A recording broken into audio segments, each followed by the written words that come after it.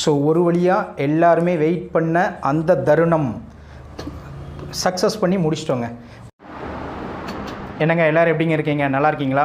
So welcome to செkartalks. இன்றைக்கி நம்ம என்னங்க பார்க்க போகிறோம் அப்படின்னு பார்த்தீங்கன்னா, இந்தியா மட்டும் இல்லை, இந்த உலகமே எதிர்பார்த்துக்கிட்டு இருக்கிற ஒரு வரலாற்று நிகழ்வை தான் நம்ம வந்து பார்க்க போகிறோம். என்ன அப்படின்னா, கண்டிப்பாக நீங்களுமே எதிர்பார்த்துருப்பீங்க, நானும் அதை தான் எதிர்பார்த்துக்கிட்டு இருக்கிறேன். சந்திராயன் 3 அதை பற்றி தாங்க நம்ம இன்றைக்கி பார்க்க போகிறோம். என்ன அப்படின்னா, அந்த வரலாற்று நிகழ்வை இன்றைக்கி நம்ம வந்து இந்தியா வந்து சாதிச்சிருக்கு. ஸோ அதை பற்றி தான் ஃபுல் டீட்டெயில் வந்து நம்ம பார்க்குறோம்.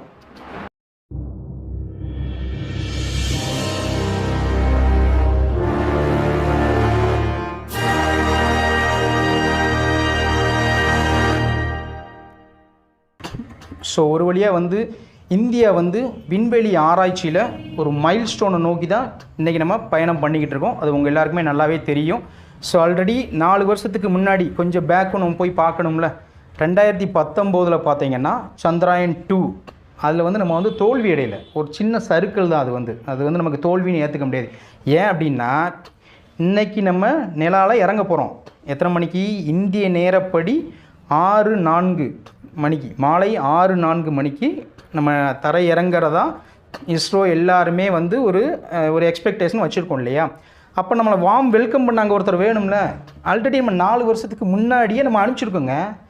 எப்படி, ஏன் அப்படி சொல்கிறேன்னு பார்க்குறீங்களா? நம்ம இன்றைக்கி தான் இறங்க போகிறோம். ஜஸ்ட் 1 டே பிஃபோரு சந்திராயன் 2 உள்ள ஆர்பிட்டர் வந்து நம்ம சந்திராயன் 3லேருந்து பிரிஞ்சதில் விக்ரம் லேண்டர் அது கூட ஒரு தொடர்பை ஏற்படுத்தியிருக்குது. நல்லா யோசிச்சு பாருங்கள். 4 வருஷத்துக்கு முன்னாடி நம்ம அனுப்பிச்சது நமக்கு தோல்வி அப்படின்னு நம்மள எல்லோரும் உலக நாடே முடிவு பண்ணிட்டோம். ஆனால் இன்றைக்கி நம்ம அனுப்புகிறோம், 4 வருஷம் கழித்து அனுப்புகிறோம். அங்கேருந்து சிக்னல் வருது. ஸோ இது பாசிட்டிவ் விஷயம் தாங்க. எல்லாமே நமக்கு பாசிட்டிவாக தாங்க இருக்குது. சைக்கிள் ஓட்டுறோம், விழாமல் கற்றுக்க முடியுமா? ஒரு தடவை விழுந்துட்டோம், திருப்பி விழாமல் எப்படி ஓட்டம் தான் கற்றுக்கணும். அதே மாதிரி தான் இது வந்து. ஸோ நம்ம ஜூலை 14 அனுப்பிச்ச சந்திராயன் 3 வந்து ஒரு வழியாக நிலவுக்கு போயாச்சு, ரைட்டா? அதோட சுற்றுப்பாதையும் சுற்றவும் ஆரம்பித்தாச்சு. ஸோ இனிமேல் வந்து ஒன்லி லேண்டிங் தான். ஆனால் லேண்டிங் வந்து அவ்வளோ ஈஸியாக இருக்க போகிறது இல்லை. ஏன்பா, நீங்கள் இந்த இடத்துல ஒரு கொஸ்டின் வந்து கேட்கலாம். என்ன அப்படின்னா, நமக்கு முன்னாடியே ஆல்ரெடி 3 நாடு போயிருக்காங்களே, நிலவுக்கு 3 நாடு போயாச்சு, அப்புறம் நம்ம போகிறல என்ன பிரச்சனை அப்படின்னு ஒரு கொஸ்டின் மார்க் இங்கே போட்டு ஆகணும் கண்டிப்பாக. என்ன அப்படின்னா, அவங்கள்லாம் நிலவோட வட துருவத்தில் இறங்கியிருக்காங்க. முதலாக தென் துருவத்தில் இறங்குறதுக்கு ட்ரை பண்ணிகிட்டு இருக்க ஒரே நாடு நம்ம மட்டும்தான். இப்போ தெரியுதா நான் ஏன் ஃபஸ்ட்டு சொன்னேன்ட்டு? இந்தியா மட்டுமல்ல, உலகமே இந்த நிகழ்வை எதிர்பார்க்குறாங்க. ஏன் காரணம்னா இதுதான். நிலவுக்கு எல்லோரும் போயாச்சு, அதில் யாருமே டச் பண்ணாத ஏரியாவை நம்ம போய் டச் பண்ணுறோம். அங்கே தான் நம்ம நிற்கிறோம். யார்? நம்ம விஜய் ஒரு டைலாக் சொல்லுவார் தெரியுமா? எக்ஸ்பர்ட் அப்படின்னு. இந்த பிராண்டை கிழிக்கிறத நான் தான் எக்ஸ்பர்ட் அப்படின்ற மாதிரி. அந்த மாதிரி சவாலை எதிர்கொள்கிறதுல தான் நம்ம இஸ்ரோ விஞ்ஞானிகள் எக்ஸ்பர்ட்டுங்க. இன்னொன்று பார்த்தீங்கன்னா, ஏன் வந்து நிலவில் தென் துருவத்தில் இறங்குறதுல வந்து இவ்வளவு சவால் இருக்குது அப்படின்னு நம்ம ஒரு கொஸ்டின் மார்க் போட்டோம் அப்படின்னா, என்ன சொல்கிறாங்க அப்படின்னா, செவ்வாய் கிரகம் இருக்குது பார்த்தீங்களா, அதை விட, அதாவது செவ்வாய் கிரகத்தில் லேண்ட் ஆகிறத விட இந்த மூணில் லேண்ட் ஆகிறது வந்து அவ்வளோ சவால். என்ன அப்படின்னா, செவ்வாயில் வந்து காற்று இருக்குங்க.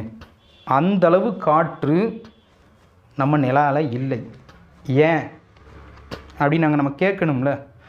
கேட்டிங்க அப்படின்னா, தென் துருவமானது பார்த்தீங்கன்னா பாறைகள் ஃபுல்லாக வந்து பாறையாம் ஒன்று, இன்னொன்று கரடு முரடான பள்ளம். ஓகேவா? ஸோ இந்த மாதிரி தான் அதோட மேற்பரப்பு இருக்குது.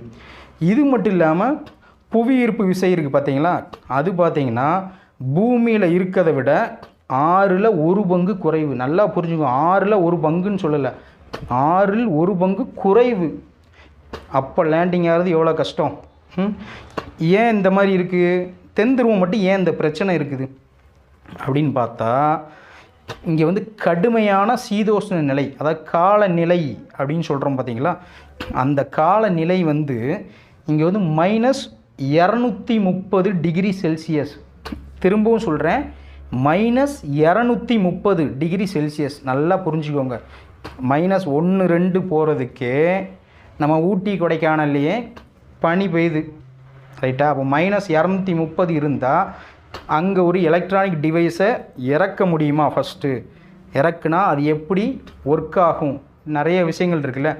ஏன் வந்து இங்கே மட்டும் இந்த மாதிரி ஒரு காலநிலை இருக்குது அப்படின்னு பார்த்தா, சூரிய ஒளி இருக்குல்ல, அது வந்து ஒரு துளி கூட படாத நிலவின் ஒரு பகுதி தான் இது. அதனால தான் இந்த மாதிரி ஒரு சீதோஷ நிலை இங்கே வந்து இருக்குது. இன்னொன்று பார்த்தீங்கன்னா, இந்த மாதிரி இருக்க போய் தாங்க நீங்கள் நல்லா பார்த்துருப்பீங்க.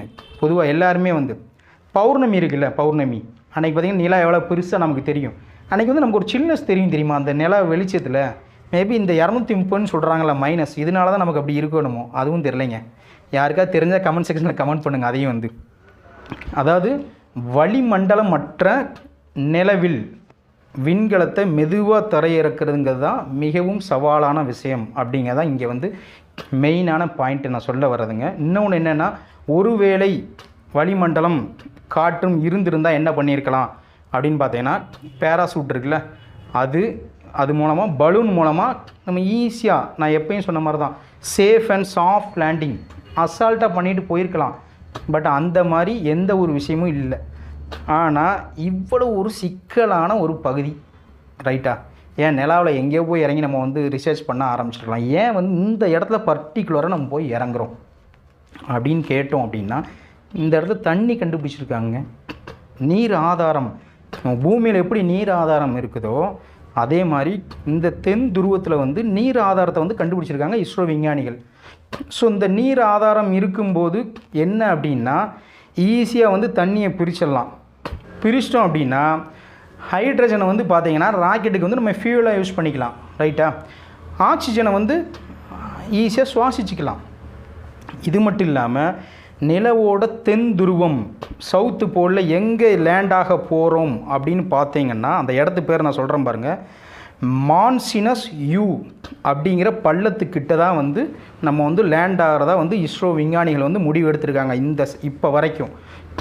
அதாவது இஸ்ரோவோட விண்வெளி ஆராய்ச்சி மையத்தோட விஞ்ஞானி திரு நிலேஷ் எம் தேசாய் அவர்கள் வந்து என்ன சொல்லியிருக்காங்க அப்படின்னு பார்த்தீங்கன்னா, எப்போ நம்ம இறங்க போகிறது 200% கன்ஃபார்ம்டு அப்படின்னு நம்ம டேட்டு டைம்லாம் ஃபிக்ஸ் பண்ணியாச்சு.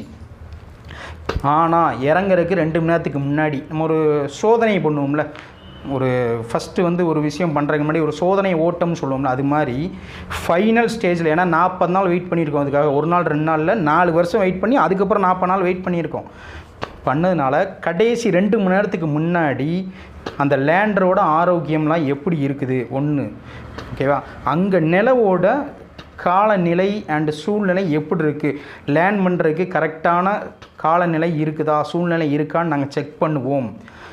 ஒருவேளை அப்படி இல்லை, காலநிலை நமக்கு சரியாக வரல, ஏதோ ஒன்று தப்பாக போகிற மாதிரி இருக்குது அப்படின்னா போஸ்ட்போன் பண்ணுறதுக்காக வாய்ப்புகள் அதிகமாக இருக்குதுன்னு சொல்லியிருக்காங்க. போஸ்ட்போன் பண்ணுவோன்னு சொல்லலை, போஸ்ட்போன் பண்ணக்கூடிய வாய்ப்புகள் தான் இருக்குதுன்னு சொல்லியிருக்காங்க. அது என்றைக்கு சொல்லியிருக்காங்கன்னா 27th, இன்னும் ஒரு 3 நாள் வெயிட் பண்ணோம்னா அன்னைக்கு லேண்ட் பண்ணிக்கலாம் அப்படின்னு சொல்லியிருக்காங்க. ஏன்னா நம்ம லேண்ட் பண்ணணும், கண்டிப்பாக முக்கியம்தான். அதுக்காக நம்ம டைம் ஃபிக்ஸ் பண்ணிட்டோங்க, அந்த டைமே நம்ம பிடிச்சி நிற்க முடியல. மேபி அன்னைக்கு ஏதோ சூழ்நிலை சரியில்லைன்னா ஒரு 3 நாள் தள்ளி போடுறோம், அவ்வளோதான், சிம்பிள். ஃபஸ்ட்டே நான் தலைப்பில் சொன்ன மாதிரி தான், லேசாக போஸ்ட்போன் பண்ணியிருக்கேன் ஒரு 3 நாள் எக்ஸ்ட்ரா, அவ்வளோதான். ஆனால் இஸ்ரோ விஞ்ஞானிகள் என்ன சொல்கிறாங்கன்னா 200% நாங்கள் லேண்ட் பண்ணிடுவோம், இதில் எந்த விதமான மாற்று கருத்துமே இல்லைங்கிறத அந்த நம்பிக்கையும் கொடுத்துருக்காங்க, அவங்களும் கொடுக்காம இல்லை. இது எல்லாமே வந்து ஆப்ஷனல் தாங்க, ஒரு சேஃப்டி ப்ரிகாஷன் தான். அன்னைக்கு பண்ண முடியலைன்னா இன்னும் ஒரு 3 நாள் டைம் எடுத்துக்கூடும். ஃபஸ்ட்டே இது வந்து பிளான் பி. பிளான் ஏ தான் இன்றைக்கி லேண்ட் பண்ணுறது. பிளான் பி ஒன்று அவங்க ஆல்ரெடி வச்சுருக்காங்க. இன்னும் பிளான் சி பிளான் டிலாம் இருக்கான்னு அவங்கள கேட்டால் தான் தெரியும், நமக்கு தெரியாது அது வந்து, ஓகேவா? இப்போது நம்ம ஒரு ஓட்டப்பந்தயத்தில் ஓடுறோம், நம்ம தான் ஓடிக்கிட்டு இருக்கோம். ஃபஸ்ட்டு திடீர்னு எங்கேயோ இருந்து வந்தவன் திடீர்னு நம்மளை சைடு வாங்கிட்டு நான் முன்னாடி ஓடிக்கிட்டே இருப்பான் இல்லையா, ஓடுவான். ஆனால் அவன் கோட்டை தொட மாட்டான், தடிக்கு விழுந்துட்டான். என்ன பண்ணுவீங்க? நீங்கள் ஓடிட்டே இருப்பீங்களா? ஜஸ்ட்டு ஒரு கை கொடுக்க மாட்டோமா? அதே மாதிரி தாங்க ஒரு சின்ன விஷயம் நடந்துச்சு. என்ன நடந்துச்சு உங்களுக்கு நல்லாவே தெரியும். ரஷ்யா, ரைட்டா, நம்ம அனுப்பிச்சு 40 நாள் ஆச்சு. நமக்கு அடுத்து அவசர அவசரமாக ஒரு ஸ்பேஸ் இப்போ அனுப்பிச்சு நமக்கு முன்னாடி இதே தென்துருவத்தில் தான் நான் இறங்குவேன்னு அடம் பிடிச்சி இறங்கி ஆனால் ஒரு சின்ன தோல்வியில் முடிஞ்சிருக்கு. ரைட்டா?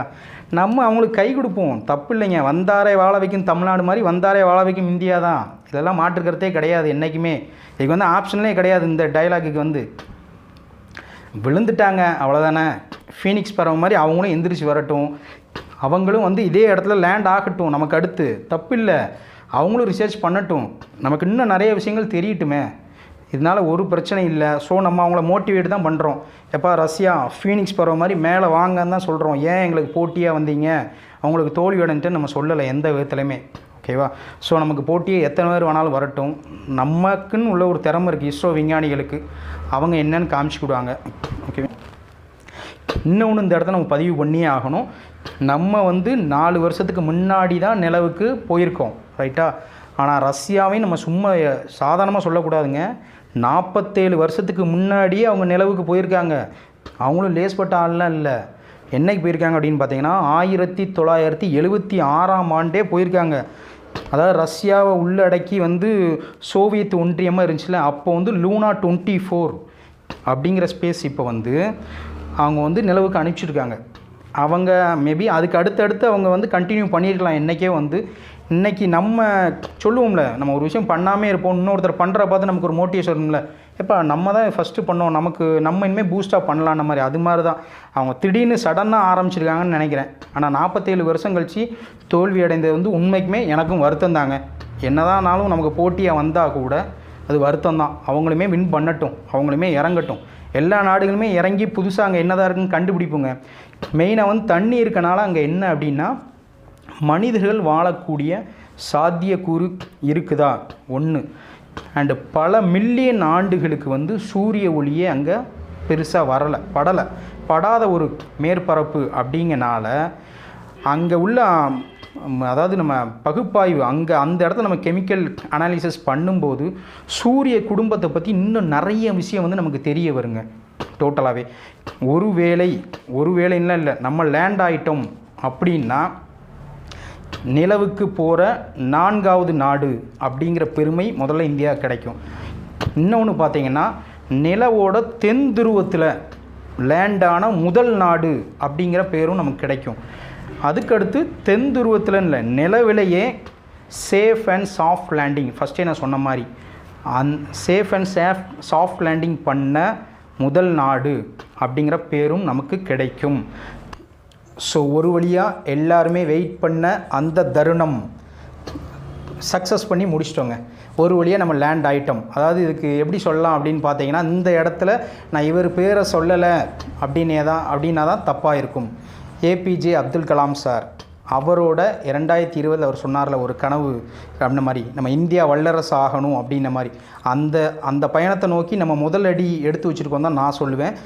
அண்ட் மோஸ்ட் ப்ராபப்ளி இந்த இவ்வளவு சவால் நான் சொன்னேன், நிலவோட தென் துருவத்தில் என்னென்ன சவால் இருக்குது, ஏன் வந்து இங்கே லேண்ட் ஆகிறதுக்கு இவ்வளோ ப்ராப்ளம் எல்லாமே நான் சொன்னேன். ஆனால் அதை மீறி சாதித்து காட்டியிருக்காங்க இல்லையா இஸ்ரோ விஞ்ஞானிகள். அவங்களுக்கும் இந்த நிகழ்வில் யாரெல்லாம் ஈடுபட்டிருக்காங்களோ மறைமுகமாகவோ நேரடியாகவோ எல்லாருக்குமே உங்கள் எல்லார் சார்பாகவும் நான் ஒரு ராயல் சல்யூட் கொடுத்துறேங்க. ஓகேவா? சந்திராயன் 3 சொன்னபடி நம்ம மூணில் வந்து லேண்ட் ஆகிட்டோம் இல்லையா. இந்த நிகழ்வை நீங்கள் லைவாக பார்க்குறதுக்கு நிறைய வசதிகள் பண்ணி கொடுத்துருக்காங்க இஸ்ரோ. ஃபஸ்ட்டு வந்து பார்த்திங்கன்னா நீங்கள் இஸ்ரோவோட அதிகாரப்பூர்வ இணையதளத்தில் நீங்கள் போய் டைரெக்டாக பார்க்கலாம். அண்ட் இதுக்கு வந்து பல்வேறு சமூக ஊடகங்கள் வந்து நிறைய பேர் லைவ் டெலிகாஸ்ட் பண்ணுறாங்க. ப்ளஸ் டிடி நேஷனல் உங்களுக்கு நல்லாவே தெரியும், அதுலேயுமே லைவ் டெலிகாஸ்ட் பண்ணுறாங்க. என்னோடய பையனோட ஸ்கூலில் மட்டும் இல்லை, எல்லா ஸ்கூலில் இருந்தும் எல்லா பேரண்ட்ஸும் கண்டிப்பாக லிங்க் வந்திருக்கும். ஸோ நீங்கள் அந்த லிங்க்கில் போயும் டைரெக்டாக நீங்கள் பார்க்கலாம். இந்த